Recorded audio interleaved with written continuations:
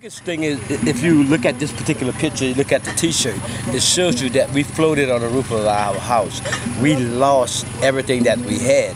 And if you can get past the idea that you lost everything that you had and you can get back everything that you had and you can move forward from this, then you'll realize that it's not a bad tragedy. It's just something for you to move forward from.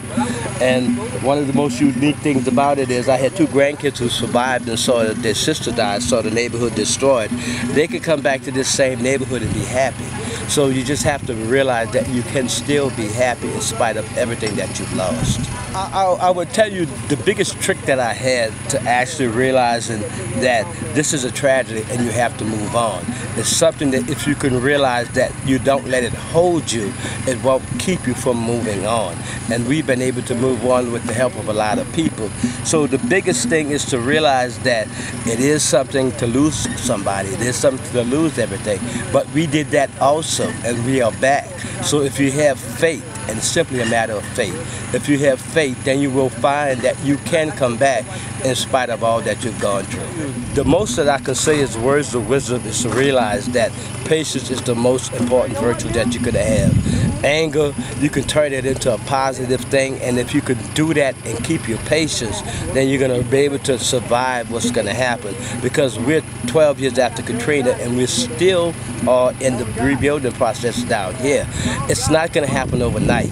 It's not going to be an easy fix. And what's going to happen is when they rebuild, they're going to have to rebuild with changes in mind to not let what happened happen again. So the idea is it's a building process, and we're going to go around the country and relearning some of the things that we've done in the past.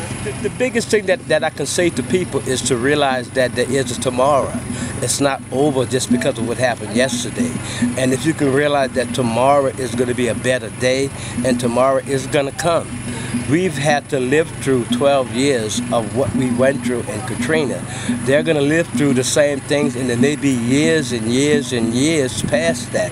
But if you can realize and get past the pain, then you can make it a better life for you, where you won't be tragically walking around still living in the past of what happened.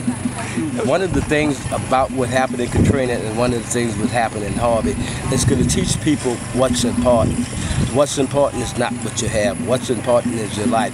What's important is your family. What's important are your grandkids. What's important are your nieces and nephews. So you realize and you come to the realization that material things are going to be lost, but they could be rebuilt.